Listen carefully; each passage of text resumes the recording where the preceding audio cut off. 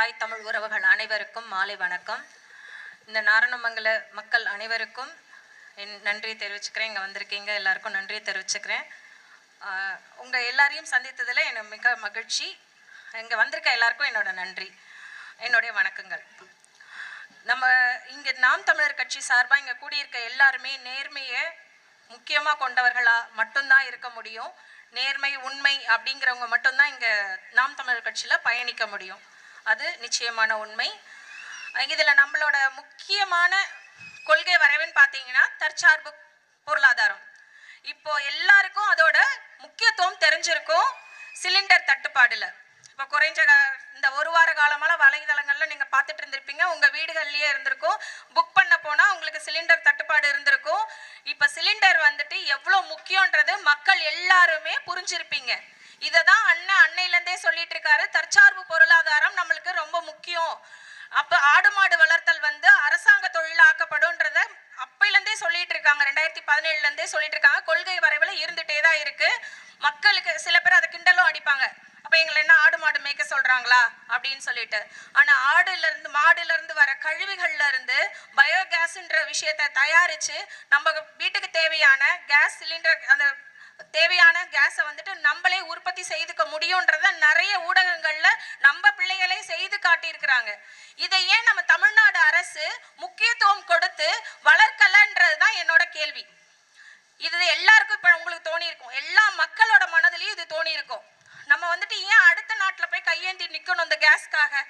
கச்சா பொருள், கச்சா எண்ணெய்க்காக ஏன் அடுத்த நாட்டை போய் அங்கதான் விளையுது அப்படின்னா அதற்கான இதெல்லாம் ஏற்படுத்தக்கூடிய விஷயங்கள் இங்கேயே இருக்குன்னும் போது இங்கேயே நம்ம தயாரிக்கலாமே. இந்த கேஸ் விஷயமாகட்டும் எல்லாமே இங்கேயே நம்ம தயாரிக்கக்கூடிய ஊடகங்கள்ல எவ்வளவோ இருக்கு. ஒரு மாடு வளர்த்தா குறைந்தது ஒரு குடும்பத்துக்கு தேவையான அளவுக்கு பயோகேஸ் தயாரிக்க முடியுன்றாங்க. 4 மாடு வளர்த்தோம்னா ஒரு கூட்டு குடும்பத்துக்கு தேவையான பயோகேஸ் எல்லாமே நம்மளே தயாரிக்க முடியும்ன்றத எத்தனை ஊடகங்கள்ல சொல்லிட்டு இருக்காங்க. மக்கள் இப்ப சிந்திச்சு பாருங்க. நம்ம வந்துட்டு அரசாங்க தொழிலாம் நம்ம ஆடு மாடு வளர்த்தல கொண்டு வந்தோம்னா நம்மளுக்கு தேவையான பயோகேஸை நம்மளே தயாரிச்சுக்கலாம். இப்ப சிலிண்டருக்காகவோ இதுக்கெல்லாம் நம்ம தட்டுப்பாடு இருக்கணும்னு அவசியமே இல்லை. நம்மளுக்கு தேவையானது இதை தான் அண்ணன் தொடர்ந்து சொல்லிக்கிட்டே இருக்காங்க. அடுத்ததா இங்க நம்ம நாரணமங்கல பிரச்சனைகளை, முக்கியமான பிரச்சனைகள் அப்படின்னு பாத்தீங்கன்னா இங்க பக்கத்துல இருக்க டயர் நிறுவனம், நல்ல பிரபலமான ஒரு டயர் தயாரிப்பு நிறுவனம். அங்க பாத்தீங்கன்னா இது ஏற்கனவே நான் சில இடங்கள்ல சொல்லியிருக்கேன். இந்த இடம் மட்டும் இல்ல, அரியலூர்லயும் சரி சில இடங்கள்லயும் சரி நம்ம தமிழ்நாட்டு மக்கள்கிட்ட நம்மளோட இடத்த அவங்க வாங்கிக்குவாங்க. அங்க போராடிதான் அவங்க வாங்குவாங்க. வாங்கிட்டு நம்மளுக்கு வேலை கொடுக்க மாட்டாங்க. அங்க முக்கிய பொறுப்புன்னு பாத்தீங்கன்னா கேரளாக்காரவங்க, ஆந்திராக்காரவங்க, கர்நாடகாக்காரவங்க, வெளி மாநிலத்தவர் தான் முக்கிய பொறுப்புல இருப்பாங்க. நம்ம மக்கள் தமிழ் மக்கள் வந்துட்டு சாதாரண சின்ன சின்ன வேலைகள்ல டயர் உருட்டுற மாதிரி வேலைகள், கூலி தொழிலாளர் வேலைகள், கார் ஓட்டுறது, லாரி ஓட்டுற மாதிரி வேலைகள், இதை மட்டும்தான் நம்ம தமிழ் மக்களுக்கு கொடுக்குறாங்கன்னு வேதனைப்பட்டேன். இன்னைக்கு எனக்கு ஒரு விஷயம் தெரிஞ்சது. இங்க டயர் நிறுவனத்துல NAPSன்ற ஒரு லீட்ஸ் கம்பெனி கான்ட்ராக்ட்ல 50 கிலோமீட்டருக்கு தொலைவில் இருக்க மக்களுக்கு வேலை கிடையாது அப்படிங்கிறத சொல்லி இன்னைக்குதான் அதை நான் கேள்விப்பட்டேன். உண்மையிலே நாரணமங்கலம், இங்க கோபாலபுரம், சிறுவாச்சூர் இந்த பகுதி மக்களுக்கெல்லாம் வேலை கிடையாது. அப்போ எங்க இடத்தையே வாங்கிட்டு எங்க இடத்துலயே உங்க கம்பெனியை கட்டிட்டு எங்க பிள்ளைகளுக்கே வேலை கொடுக்கலன்னா அது எவ்வளவு பெரிய வைத்தறிச்சல், எவ்வளவு பெரிய பிரச்சனை இது. இதை நீங்க இங்க தமிழ்நாடு இதுக்கு அரசு கேட்கறதே கிடையாது. தமிழ்நாடு அரசு கார்பரேட் நிறுவனங்களுக்கு தொடர்ந்து நம்மளோட இடங்களை விற்று அவங்க கார்பரேட்டுக்கு முக்கியத்துவம் கொடுக்கறது மட்டும் இல்லாம இந்த மாதிரி நிறுவனங்களுக்கு முக்கியத்துவம் கொடுக்கறது மட்டும் இல்லாம தமிழ் மக்களுக்கு தொடர்ச்சியா இன்னல்கள் மட்டும்தான் கொடுத்துட்டு இருக்காங்கன்றது இது ஒரு உதாரணம். இரண்டாவது, இந்த ஏரியா மக்கள் சொல்றாங்க எங்க கிணறுல இருந்து நீர்ப்பாசனத்தை ஃபுல்லா டயர் கம்பெனிக்கு எடுத்துக்கிறாங்க, இங்க விவசாய நிலங்களுக்கு தேவையான தண்ணீர் இல்ல அப்படின்னு சொல்றாங்க. எங்க தண்ணீரையும் வாங்கி இடத்தையும் வாங்கி எல்லாம் இது பண்ணிட்டு 50 கிலோமீட்டர் எங்க சுற்று வட்டார பகுதியில இருக்க எங்க பிள்ளைகள் எங்க பசங்களுக்கு வேலை கிடையாது. அது எவ்வளவு கொடுமையான விஷயம். அதுக்கப்புறம் நம்ம சதீஷ் தம்பி சொன்னாப்ல, ஜெயிச்சு வந்ததுக்கு அப்புறம் நம்ம தமிழ் சட்டமன்ற உறுப்பினர் பிரபாகரன் அவர்கள்கிட்ட கேட்பாங்க. நான் இப்பயே கேட்பேன், சவாலுக்கு வாங்கலாம் கூப்பிட மாட்டேன். சவாலுக்கு வாங்கன்னு கூப்பிட்டுக்கிட்டு அதுக்கு நேரம் வேஸ்ட் பண்றதுக்கும் சவாலுக்கு வாங்கன்னுட்டு இது பட்டிமன்றம் கிடையாது. இங்க பட்டிமன்றம் நடத்தல. நீங்களே மேடையை போடுங்க. நான் கேட்கிறேன், என்னென்ன செஞ்சீங்க? இங்க பரம்பலூர்ல நீங்க என்ன செஞ்சிருக்கீங்க? எங்க மக்களுக்கு நீங்க என்ன செஞ்சிருக்கீங்க? மக்களே எடுத்து அவங்களுக்கு தேவையானதை செஞ்சாலும் அதை எப்படி தடுக்கிறது அப்படிங்கறத மட்டும் தான் பண்ணிக்கிட்டு இருக்கீங்க. அதுக்கு உதாரணத்துக்கு அன்னமங்கலத்துல விஸ்வக்குடி டேம் இருக்கு. அங்க இருந்து நீர்ப்பாசனத்துக்காக 500 கிலோமீட்டருக்கு 500 ஏக்கர் நிலப்பரப்புக்கு நீர்ப்பாசனத்துக்காக ஏற்பாடு பண்றதுக்கு வாய்க்கால் பிள்ளைகளே நம்ம நாம் தமிழர் பிள்ளைகளே வந்துட்டு ஏற்பாடு பண்றாங்க. ராஜ்குமார்ன்றவர் இந்த முதல்ல பேசின விவசாயத்தை பத்தி பேசின நம்ம செல்வகுமார் அண்ணா இவங்கெல்லாம் முன்னெடுத்து 3000 மீட்டருக்கு வாய்க்கால் அமைச்சிட்டாங்க. கடைசியா ஒரு 100 மீட்டர் வனப்பகுதிக்கு சம்பந்தப்பட்ட இடம்னு சொல்லிட்டு அதை தடை செய்து இத முன் வந்து அதை செய்து முடிச்சிட்டாங்கன்னா நாம் தமிழர் வந்து பேர் வாங்கிடும். இந்த பிள்ளைங்க பேர் வாங்கிட்டா தமிழ்நாடு அரசுக்கு அவமானம், அதனால செய்ய விடக்கூடாது அப்படின்னு சொல்லி தடுத்து இன்னமும் அந்த 3000 மீட்டர் பிள்ளைங்க கை காசு போட்டு அதை செஞ்சிருக்கிறாங்க.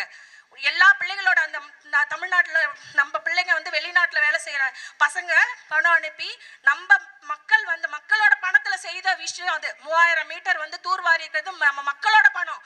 ஆனா அது இன்னைக்கு வீணா கிடக்கு. அதுக்கு காரணம் இங்க இருக்கிற நான் சட்டமன்ற உறுப்பினர்கிட்டே கேட்கிறேன், ஏன் இதை நீங்க செய்யக்கூடாது?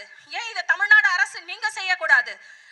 நீங்களாம் வேலைக்கு இது வரணும், எம்எல்ஏ ஆகணும், நீங்க உங்க வேலையை பார்த்துட்டு சம்பாதிச்சுட்டு போகணும், 500 ரூபாய் கொடுத்து மக்கள்கிட்ட ஓட்டு வாங்கணும். நீங்க வாக்கு அரசியல் மட்டும்தான் பண்ணிட்டு இருக்கீங்க அப்படிங்கிறதுக்கு இது ஒரு உதாரணம். நீங்க மக்கள் அரசியல் பண்ணல, மக்களுக்கான தேவைகளை எதுவுமே இங்க செய்யல அப்படிங்கிறதுக்கு இது ஒரு உதாரணம். இன்னொரு இப்ப பரப்புரை கொஞ்சம் ஆரம்பிச்சிருக்கோம். உடும்பியம்ன்ற பகுதியில போன வாரம் நாங்க போனோம். அப்போ ருக்மணின்னு ஒரு அம்மா சொன்னாங்க, இது மாதிரி எல்லா இடங்கள்லயும் நடக்கும், ஆனா எனக்கு தெரிஞ்ச விஷயத்த நான் சொல்றேன். ருக்மணின்னு ஒரு அம்மா சொன்னாங்க, அவங்க தெருவுல வந்துட்டு லைட்டு கிடையாதுங்களாம், தெரு லைட்டு கிடையாதான். போய் மனு கொடுத்து கேட்டதுக்கு இந்த இடத்துக்கு மனு அந்த கம்பம் கொண்டு வர முடியாது, நீங்களே கம்பம் வாங்கி வைங்க, நாங்க அதுக்கு லைட்டு போடுறோம்னு சொல்லியிருக்காங்க. 25,000 அந்த ருக்மணின்ற அம்மாவும் கணேசன் அவர் கணவர் பேரு, அவங்க 2 பேரும் சேர்ந்து அவங்களோட கை காசை வச்சு கம்பம் போட்டிருக்கிறாங்க. அவங்க அதுக்கப்புறம் லைட் போட்டிருக்கிறாங்க. 25,000 அவங்க கை காசு செலவு பண்ணியிருக்காங்க. தமிழ்நாடு அரசு என்னங்க பண்றீங்க? இங்க சட்டமன்ற உறுப்பினர் அவர் என்ன பண்றாரு? எல்லாரும் அவங்க ஜெயிக்கிறதுக்கு மட்டும் தான் பார்ப்பாங்க, மக்களுக்கு தேவையானது எதையும் செய்ய மாட்டாங்கன்றது இது ஒரு உதாரணம். இது மட்டும் இல்லாம நம்ம தமிழ்நாட்டுல இது மட்டும் இல்லாம நாரணமங்கத்திலேயே பாத்தீங்கன்னா கழிவுநீர் இது கிடையாது.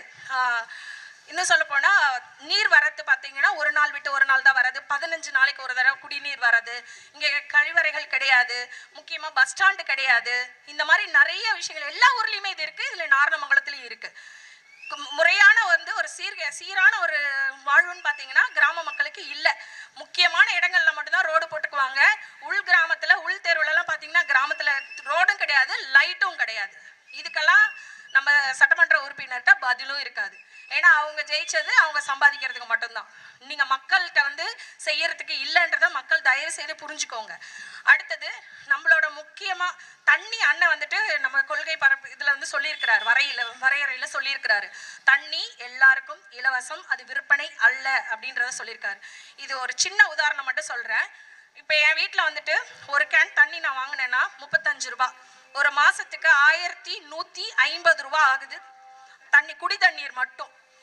இப்போ இது இலவசம் அப்படிங்கும் போது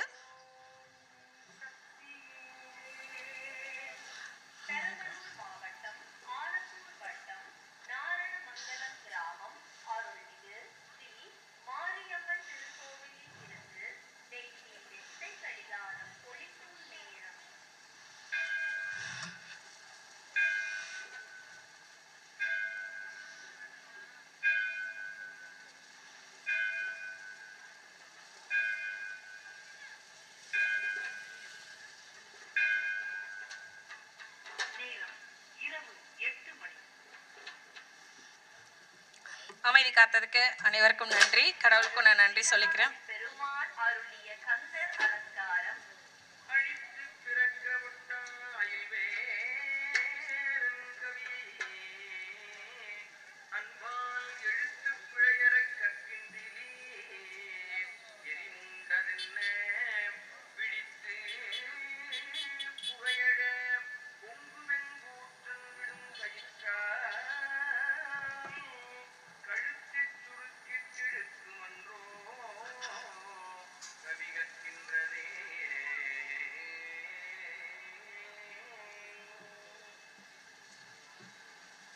அங்கேருந்து ஸ்டாப் பண்ண சொன்னாங்க. அமைதி காத்ததுக்கு நன்றி. கடவுளுக்கும் வணக்கம். அடுத்தது நம்ம தம்பி சொன்ன மாதிரி இங்கே மருத்துவமனை வந்துட்டு தண்ணீர் பற்றி சொல்லிட்டு இருந்தேன், அதையும் சொல்லி முடிச்சிடுறேன். இப்போ என் வீட்டுக்கு என்னோட தேவைக்காக நான் யூஸ் பண்ணுற தண்ணி ஒரு கேனோட விலை 35 ரூபா அப்படின்னா ஒரு மாதத்துக்கு என்னோட செலவு 1150 ரூபா. ஆனால் எனக்கு இப்போ இலவச பணம்லாம் இல்லை, அந்த 1000 ரூபாலாம் இல்லை. 1000 ரூபா கிடைக்கிறவங்களுக்கு நான் சொல்கிறேன், இந்த 1000 ரூபா உங்களுக்கு இலவசமாகவே நீராவோ ஏதோ கிடைச்சிரும். ஓகே. அடுத்தது மருத்துவம் முற்றிலுமாக இலவசமாக கிடைக்கும், அதுவும் அரசு மருத்துவமனையிலேயே கிடைக்கும். தரமான தனியார் மருத்துவமனையில் கிடைக்கிற அதே மருத்துவம் நம்ம அரசு மருத்துவமனையிலையும் கிடைக்கும் அப்படிங்கிறது நம்ம கொள்கை வரைவு. அடுத்தது நம்மளோட கல்வி, அனைவருக்குமான ஒரே மாதிரியான கல்வி. தனியார் பள்ளியில் கிடைக்கிற அதே தரமான கல்வி நம்ம அரசு பள்ளியிலையும் கிடைக்கும் அப்படின்றதும் நம்ம ஆட்சிக்கு வந்துட்டா, நம்ம அண்ணன் வந்து ஆட்சிக்கு வந்துட்டாங்கன்னா அண்ணன் நிச்சயமாக இதை செய்வாருன்றதை நான் அந்த இடத்துல உறுதியாக சொல்கிறேன். இது மட்டும் இல்லாமல் மக்களை வந்து ஏற்றத்தாழ்வு இல்லாமல் சரிசமமாக நடத்தக்கூடிய விஷயங்கள் தான் இது எல்லாமே. இன்னும் சொல்வேன், கத்தார், துபாய் போன்ற நாடுகளில் அரசு கல்லூரிகள், அரசு பள்ளிகள் மட்டும்தான் உண்டு, தனியார்ன்ற ஒரு விஷயமே கிடையாது. ஆனால் நம்ம தமிழ்நாட்டில் மட்டும் தனியார் பள்ளிகளும் சரி, தனியார் கல்லூரிகளும் சரி பயங்கரமாக தலைவிரிச்சு ஆடும். அதுக்கு உதாரணம் பார்த்தீங்கன்னா, நம்ம பெரம்பலூர் மாவட்டத்தில் மருத்துவக் கல்லூரி, அரசு மருத்துவக் கல்லூரி வரும்னு சொன்னாங்க, அதுவும் ஒதியம் ரோட்டில். கடைசியில் மண் வளம் அங்கே சரியில்லை, பெரம்பலூரில் மண் வளம் சரியில்லை அப்படின்னு சொல்லிட்டு சான்று இது பண்ணிட்டு கடைசியில் தனலட்சுமி இதில் வந்துட்டு ஒரு மருத்துவக் கல்லூரி ஆரம்பிச்சிட்டாங்க. இப்போ அங்கே மட்டும் என்ன மண், நல்ல மண் வந்துருச்சுங்களா? பெரம்பலூர் டிஸ்ட்ரிக்ட்ல பாதி இடத்துல நல்ல மண் இல்லை, இந்த மண் மட்டும் நல்ல மண்ணா இருக்கா? அப்போ ஒரு தனியார் மருத்துவக் கல்லூரி வரணுங்கிற காரணத்துக்காகவே அரசு மருத்துவக் கல்லூரி வராமல் தடுத்திருக்கிறாங்கன்றது இதுல இருந்தே தெரியுது. இப்போ திராவிட அரசுகள் மாறி மாறி பார்த்தீங்கன்னா அவங்களோட வளர்ச்சியை மட்டும்தான் பார்த்துக்கிட்டு இருக்காங்களே தவிர அவங்களோட வாக்கு அரசியலை மட்டும்தான். வாக்கு அவங்களுக்கு கிடைக்கணுமா அவங்களுக்கு 1000 ரூபா கொடுப்பாங்க, அவங்களுக்கு வாக்கு கிடைக்கணுமா அவங்களுக்கு 500 ரூபா கொடுப்பாங்க. இலவசங்க அள்ளி அள்ளி கொடுக்கறதுக்கு காரணம் உங்களை வாழ வைக்கிறதுக்கு இல்லைங்க. யோசிச்சு பாருங்க, ஒருத்தவங்க வந்து இலவசம் கொடுக்குறாங்கன்னா இன்னைக்கு உங்களுக்கு கிடைக்கிற சாக்லேட் மாதிரி இந்த நிமிஷம் உங்களுக்கு இனிப்பா இருக்கும், ஆனா அதுக்கப்புறம் அது வரி சுமையாவோ விலைவாசி அதிகமாகவோ உங்களுக்கு உங்க வரி வந்து அதிகமாகி உங்க தலையில தான் வந்து அந்த பாரம் வந்து விழும். இன்னைக்கு நீங்க கை நீட்டி 500 ரூபா வாங்கினீங்கன்னா 500 ரூபாய்க்கு பதிலா பல மடங்கு அடுத்து வர 5 ஆண்டுகள்ல நீங்க ஏற்கனவே நீங்க 500 ரூபா வாங்கிட்டீங்க. இந்த 5 ஆண்டு காலத்துல எனக்கு வந்து வரி இவ்வளவு குறைஞ்சிருக்குன்னு சொல்லுங்க பார்க்கலாம். என் வரி எவ்வளவு இருக்கு? உங்களோட வரியை நீங்களே சொல்லுங்க. மின் கட்டணம் சொல்லுங்க எவ்வளவு உயர்ந்திருக்கு. அதே மாதிரி ஒவ்வொரு விலைவாசியும் சொல்லுங்க. போன வருஷம் உள்ள விலை எவ்வளவு இருந்துச்சு, இந்த வருஷம் ஒரு அரிசி எடுத்துக்கோங்க, போன வருஷம் என்ன விலை வித்துச்சு, இந்த வருஷம் என்ன விலை விக்குது. எல்லாமே வரிச்சுமையாகவும் விலைவாசியாகவும் உங்க தலையில தான் வந்து விடியுன்றத நான் இந்த இடத்துக்கிட்ட சொல்லிக்கிறேன். இது மட்டும் இல்லாம தம்பி சொன்னாரு, அரசு மருத்துவம் வந்து ஒரு 50 பேர் தங்கக்கூடிய இடத்துக்கு ஒரு மருத்துவம் பார்க்கறதுக்கு கூட வசதி இல்லாத இடமா இருக்கு அப்படின்னு. இன்னும் சொல்ல போனா இங்க பாடாலூர்ல உடம்பு முடியல, ஒரு ஆக்சிடென்ட், ஒரு பாம்பு கடிச்சிருச்சு அப்படின்னா கூட இங்க இருந்து அரசு மருத்துவமனைக்கு பெரம்பலூருக்கு தான் கொண்டு போயிட்டு இருக்காங்க. அங்க பாடாலூருமே ஒரு பெரிய இடம் தான், மக்கள் அதிகம் இருக்கிற இடம் தான். இந்த இடத்துட்டே ஒரு பெரிய மருத்துவமனை விரிவுபடுத்தி அரசு மருத்துவமனை ஒரு 100 படுக்கைகள் உள்ள ஒரு அரசு மருத்துவமனையா ஏற்படுத்தி இங்கேயே பண்ணலாம். நிச்சயமா எங்க அண்ணன் வந்தாங்க அப்படின்னா, ஒரு முதலமைச்சரா இருந்தாங்கன்னா நிச்சயமா மக்களுக்கு தேவையானது எல்லாமே செய்வாங்கன்றதை இந்த இடத்துக்கிட்ட நான் சொல்றேன். அண்ணன் வந்தாங்கன்னா நிச்சயமா அதெல்லாம் செய்வாங்க. அடுத்தது நம்ம நாரணமங்கலம் பகுதியில இந்த சுற்றி வட்டார பகுதியில விவசாய நிலங்கள் அதிகம். இங்க வந்து நீர் வறட்சி, ரொம்ப வறட்சி மாவட்டம் அப்படின்னு நம்மள வந்துட்டு அறிவிக்கப்பட்ட மாவட்டம். ஆனா நீர் தூர்வாடுறதோ ஏரி தூர்வாடுறதோ எதுவுமே இங்க நம்ம பெரம்பலூர் மாவட்டத்துல செய்யறது இல்ல. நிச்சயமா இந்த பெரம்பலூர் மாவட்டத்துல தூர்வாரப்படும், இந்த ஏரியாகட்டும் இங்க இருக்கிற நீர்நிலைகளாகட்டும் தூர்வாரப்படும்ன்றதையும் நான் இங்க சொல்றேன். மக்கள் ஒவ்வொரு வீட்டுக்கும் வந்து ஒரு அரசாங்க வேலை நிச்சயம்ன்றதை அண்ணன் சொல்லிக்கிட்டே இருக்காரு, அதையும் நான் இங்க சொல்லிக்கிறேன். அனைவருக்கும் நன்றி.